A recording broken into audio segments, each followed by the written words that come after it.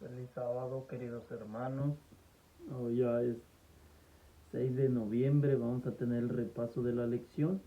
Vamos a tener el repaso de la lección, vamos a tener una oración y comenzamos con el estudio, ¿verdad? Señor, te damos gracias una vez más por esta oportunidad que nos das de poder estudiar tu palabra. Te pedimos que hoy en este repaso de la lección, que podamos recordar lo que hayamos aprendido en la semana, que podamos atesorarlo y que podamos llevarlo a la práctica. Te pedimos una bendición especial para cada persona que lo verá, para cada persona que lo escuchará. Que tu Espíritu Santo toque sus corazones y que puedan, Señor, ellos comenzar a acercarse a ti.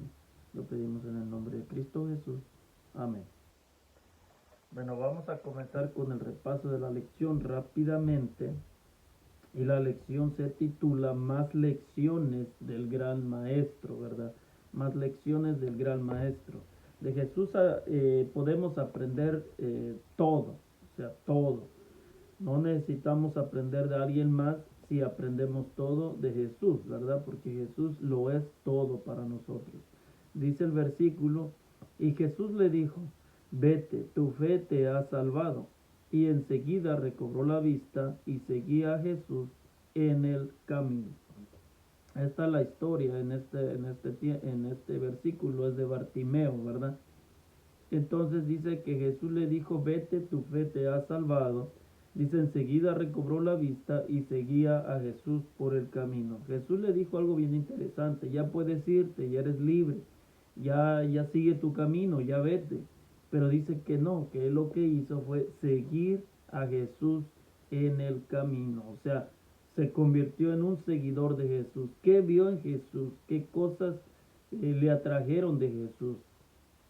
Cada uno ve a Jesús de manera diferente. Yo siempre lo he dicho, dependiendo tu espiritualidad con Dios o tu comunión con Dios, es como vemos a Dios, ¿verdad? Unos no ven a Dios, otros un poquito lo ven, otros más. Y entonces, dependiendo nuestra comunión con Dios, es como vemos, ¿verdad?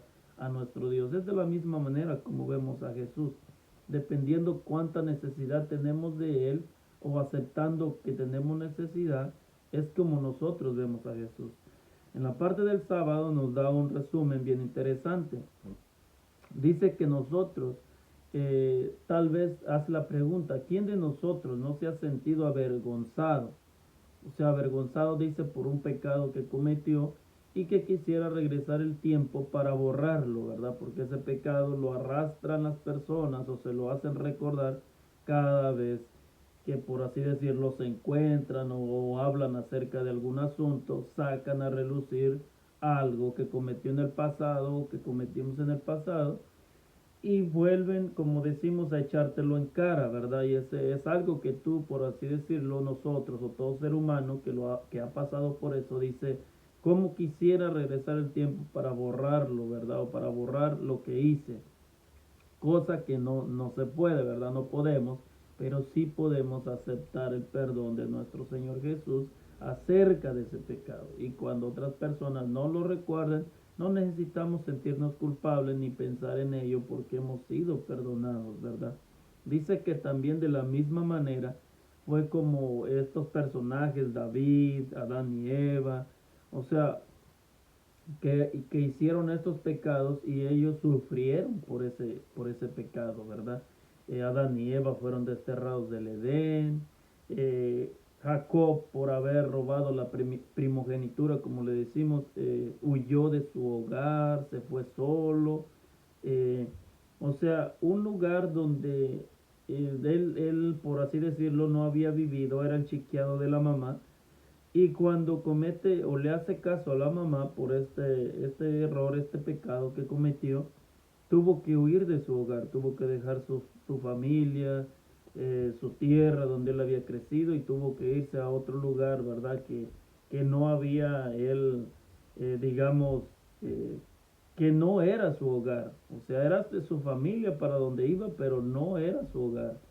Y muchos sabemos la historia de Jacob, que no le fue muy bien, ¿verdad? Su tío lo explotó en el trabajo, tomó usura de él, lo hacía trabajar sin paga, cosas así. Entonces, Sí, sí le navegó Jacob, sí le navegó un poco, pero todo fue consecuencias, ¿verdad? Del pecado, ¿verdad? Cosa que nosotros muchas de las veces arrastramos, ¿verdad? Ya el pecado tal vez ha sido perdonado, tal vez el pecado ha sido borrado por parte de Dios, pero las consecuencias del pecado, las consecuencias de lo que hicimos, siempre nos van a seguir, ¿verdad? Nos van a seguir. Dice, en vez de esconderse, ¿qué pudo haber hecho Adán y Eva en lugar de esconderse, ¿verdad? En Génesis 3, 1 al 11 dice, perdón, ¿por qué Dios le habrá preguntado a Adán, ¿dónde estás tú? ¿Por qué siempre Dios hace esa pregunta? Cuando nosotros nos escondemos de Dios, en este caso que Adán y Eva se escondieron de Dios, ¿por qué Dios les hace esa pregunta? ¿Dónde estás tú? ¿Verdad? La respuesta que dieron ellos dice, oí tu voz por el huerto y tuve miedo y me escondí. ¿Por qué se escondieron? ¿Verdad? Dicen ellos, cuando les dice Dios, ¿por qué te escondes? ¿O por qué se escondieron? Dice, porque estábamos desnudos. O sea, y les dijo, ¿quién les enseñó que estaban desnudos? Y ahí comienza todo, ¿verdad? Pero ¿por qué entonces Jesús siempre nos pregunta, o por qué nos invita en esa pregunta a poder aceptar que hemos cometido un error y el deber de confesarlo, ¿verdad? Y pedir perdón por ese pecado. Por eso el Señor siempre pregunta, ¿dónde estás tú? O en otras palabras, ¿qué has hecho? ¿Verdad? Igual como les dijo a ellos también, ¿qué has hecho? El Señor no quiere que cuando estamos, por ejemplo, estamos en la iglesia, estamos caminando en el camino de la fe o en el camino donde dice el apóstol Pablo, en la carrera de resistencia para llegar a la tierra prometida. Y en ese tiempo somos separados de Dios o nos separamos de Dios, Satanás entra al acecho, nos hace cometer algún pecado y en lugar de ir a Dios a buscarlo, nosotros mismos a buscarlo y a confesar el pecado, sino que nos alejamos de Dios, de la iglesia, nos escondemos según de Dios y de los hermanos y no queremos saber nada de ellos, ¿verdad? O no queremos tener nada que ver con ellos porque nuestro pecado nos acecha o las consecuencias de nuestros pecados nos culpan día con día. Pero el Señor en esta lección, en esta pregunta que les está haciendo a Adán y a Eva, nos invita a que nosotros tenemos, como decimos, libre acceso, ¿verdad? Ante el trono de gracia, ¿verdad? Podemos acercarnos y confesar nuestros pecados, ¿verdad? Si recuerdan el antiguo Israel, como por el tiempo de Nehemías, por Esdras, ellos decían, hemos pecado, hemos quebrantado tu ley, nos hemos olvidado de ti, hemos hecho cosas, o sea, feas, y pedían perdón, ellos decían, perdona a tu pueblo, perdona a tus hijos, no nos eches de tu presencia. Esa debería ser también una de nuestras oraciones, ¿verdad? Cuando cometemos algo mal, un pecado terrible, delante de los ojos de Dios, que déjenme decirles, que todo pecado es horrible. Todo pecado es horrible. No importa que digas o que digamos, es que ese fue pequeño, ese ni siquiera se puede contar como pecado. No, delante de Dios pecado es pecado y el pecado es horrible, porque Dios es santo y puro, o sea, en Él no hay ninguna mancha. Entonces, por eso nosotros debemos tener cuidado o debemos tener eh, precaución en que si algún día somos tentados, dice en Santiago, bienaventurado el hombre, dice, que vence la tentación. O sea, porque dice llegará a ser un hombre perfecto, que cuando nos llegue la tentación podamos clamar a Dios y pedirle, Señor, guárdame, líbrame de todo mal y de tentación, para que podamos salir victoriosos, ¿verdad? Y así no poder caer en el pecado y después andarnos avergonzando, ¿verdad? En Romanos 5, 11 al 19 nos habla también acerca de la comparación. Dice, por cuanto entró la muerte por el pecado de un hombre, o sea, de Adán, dice así también por medio de Cristo nos ofrece la vida eterna, o sea, el perdón y la reconciliación. Entonces deberíamos nosotros acercarnos a nuestro Señor Jesús confiando en sus méritos, confiando en su promesa, confiando en su amor, que a pesar de que lo que cometimos es horrible y es terrible, podemos encontrar un consuelo en nuestro Señor y un perdón, ¿verdad?, para nuestros pecados. Dice en la parte, dice el fugitivo. Dice que cuando Jacob huye de su hogar, Jacob huye de su lugar donde él nació, donde él creció, se fue por el desierto, ¿verdad? Solo huyó, se fue en la oscuridad. ¿Se imaginan a Jacob en medio del desierto, en lo oscuro, en lo frío, ¿verdad? Porque dice que salió huyendo, y cuando alguien sale huyendo, no le da tiempo de andar ahí preparando sus maletas, su ropita, esta chamarra sí, esta no, porque esta me gustó y esta no me gusta, esta calienta, esta no calienta. Entonces, dice que Jacob salió de fugitivo huyendo porque Esaú dijo que lo quería matar, o sea, lo iba a matar por haberle hecho esa trampa y haberle robado la bendición. Y entonces él se va fugitivo. Pero dice que algo pasa en el desierto, ¿verdad? Dice que cuando él estaba en la noche, dice que tiene una visión o un sueño o una visión. Cuando él se recostó, dice, sobre una piedra para dormir, él no podía dormir, ¿verdad? ¿Cuántos de nosotros o cuántas de las personas que hacen algo malo, por ejemplo, ahorita se me viene a la mente como cuando matan a una persona, ¿verdad? Alguien siempre dice, pero ¿cómo pueden dormir estas personas que le quitaron la vida a alguien? No, yo no podría dormir así, ¿verdad? A veces decimos esas expresiones. Y es verdad, el pecado o la culpa es la que no deja dormir o no nos deja dormir, ¿verdad? A las personas. Entonces dice que Jacob trató de dormir, recostó su cabeza en una piedra, y por esa culpa que él sentía, por esa necesidad de algo, que buscaba un perdón de algún lado, no sé, él recibe este sueño visión, y dice que miró una escalera apoyada de la tierra, dice, o del cielo, y llegaba hasta la tierra, o viceversa, o apoyada en la tierra y llegaba hasta el cielo. Y dice que ángeles de Dios que subían y bajaban en ella, ¿verdad? Y entonces dice que él comienza a ver, dice que le empieza a hacer una promesa a la voz, le empieza a decir, yo soy el Padre, soy el Dios de Abraham, soy el Dios de Isaac, soy el Dios de ellos, y también estaré contigo, seré tu Dios y cumpliré lo que les prometí a ellos, ¿verdad? ¿Qué haría? Cuando Jacob se levanta, siente él que ha recibido el perdón de Dios.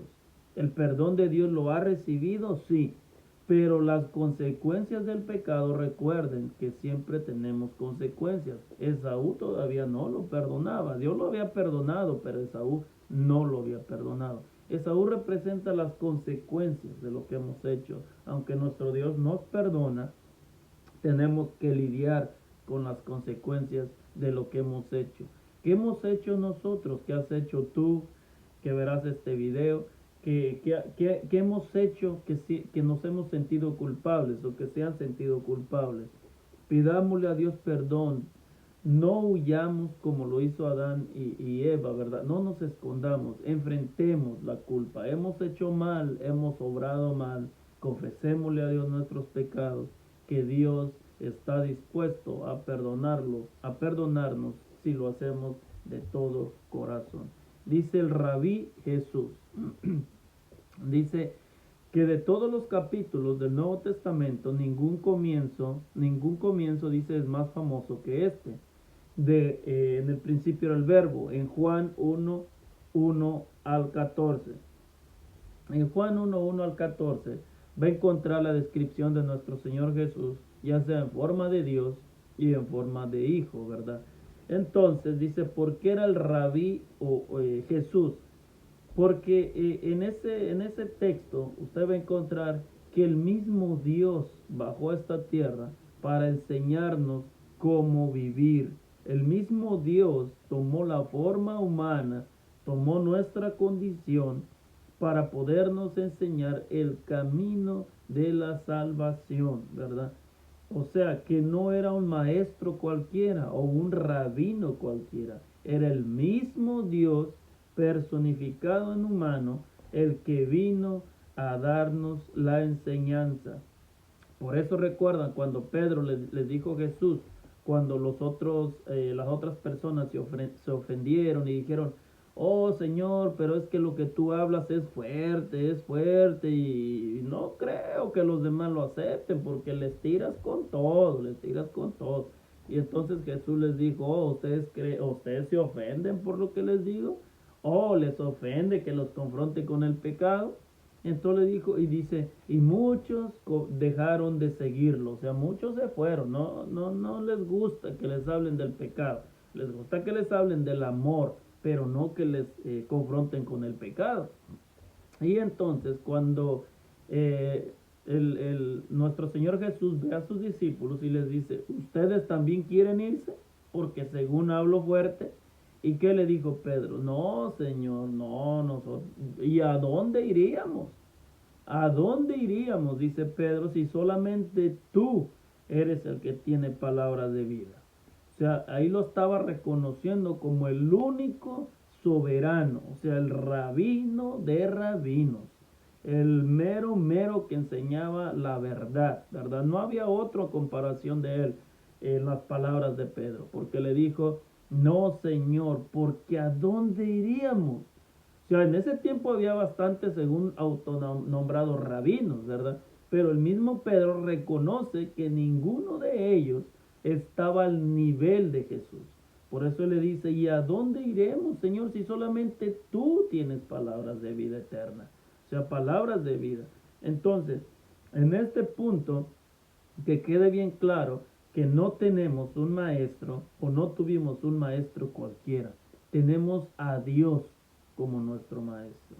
Y si tenemos a Dios como nuestro maestro y si nosotros seguimos perfectamente sus enseñanzas y sus ejemplos, nosotros podemos salir victoriosos en el nombre de nuestro Señor Jesús. Porque no tenemos, como dice en Hebreos también, porque no tenemos un sumo sacerdote, ¿verdad? Que no pueda compadecerse de nuestras debilidades, sino uno que fue tentado en todo, pero sin pecado. O sea, si nosotros, como dice la cita, pues, queremos alcanzar el estado de Adán antes de pecar, tenemos que seguir perfectamente las instrucciones de nuestro maestro, que es que no es alguien más, sino nuestro mismo Dios, ¿verdad? Dice también acerca de la mujer sirofenicia, ¿verdad? Esa mujer es bien interesante porque dice que a pesar de que Jesús le contesta áspera o algo así como groseramente, esa mujer no se da por vencida. Esa mujer sigue adelante. Recuerdan, dice que tenía una hija enferma. Y ella se dio cuenta que Jesús iba pasando por ese lugar. O sea, Jesús quería ir incógnito, o sea, escondidas, que no se dieran cuenta, que nadie lo alborotara, ni nada de esas cosas. Pero era imposible, ¿verdad? Porque Jesús, como dijo Pedro, tenía palabras de vida para vida. O sea, las personas buscaban a Jesús.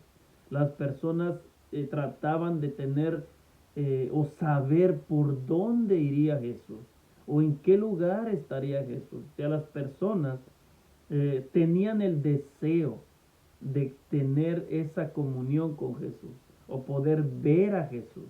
Entonces, dice que esta mujer tenía esa necesidad de encontrarse con Jesús para pedirle ayuda, ¿verdad? Para pedirle ayuda por su hija.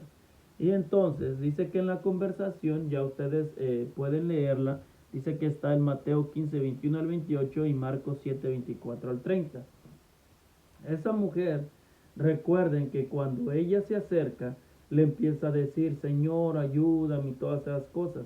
Entonces los apóstoles empiezan como a molestar, podemos decirlo, como diciendo esta señora no entiende, da mucha lata, aparte es eh, extranjera, no es ni siquiera judía, y cómo da lata, ya se había de ir, ya que se calle y todas esas cosas.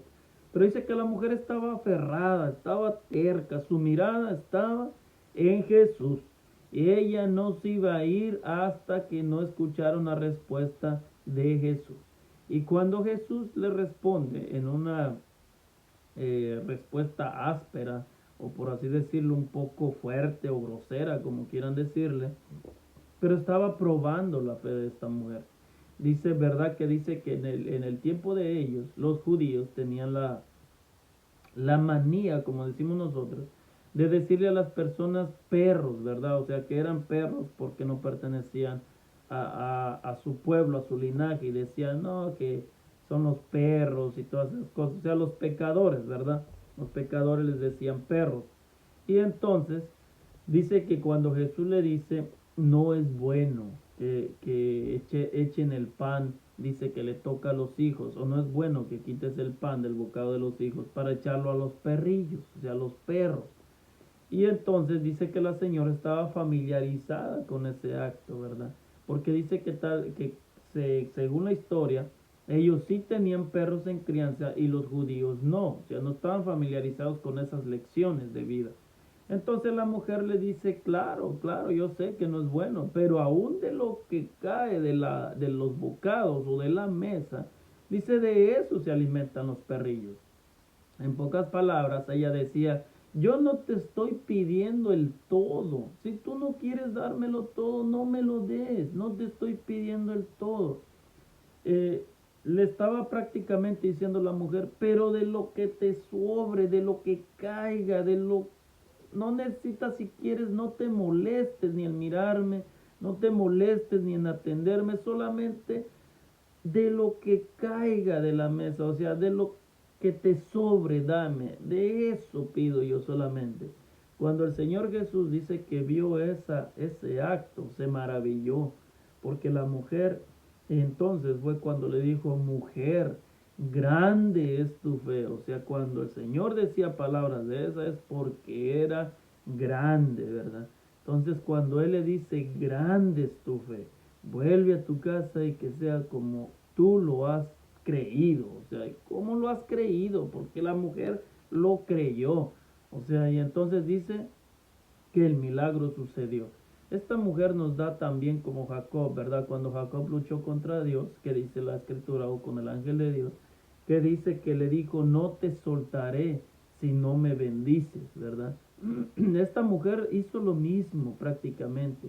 Le dijo a Jesús, no te soltaré hasta que al menos no me des una de las migajas que caen de la mesa. O sea, no te voy a dejar en paz hasta que lo hagas, ¿verdad? Y esa debería ser nuestra oración, nuestra perseverancia. Nosotros no podemos dejar de decirle a Dios o tenemos que aferrarnos en decirle a Dios, no te soltaré o no te dejaré si no recibo lo que haya pedido, ¿verdad? Pero siempre quiero que tengan en claro algo. Solamente recibiremos algo que esté de acuerdo a la voluntad de Dios y que no nos va a alejar de Dios, ¿ok? Siempre lo que no esté de acuerdo a su voluntad y nos vaya a alejar de Él, prácticamente tengan la seguridad que eso no nos lo dará Dios. Así es que tenemos que saber pedir.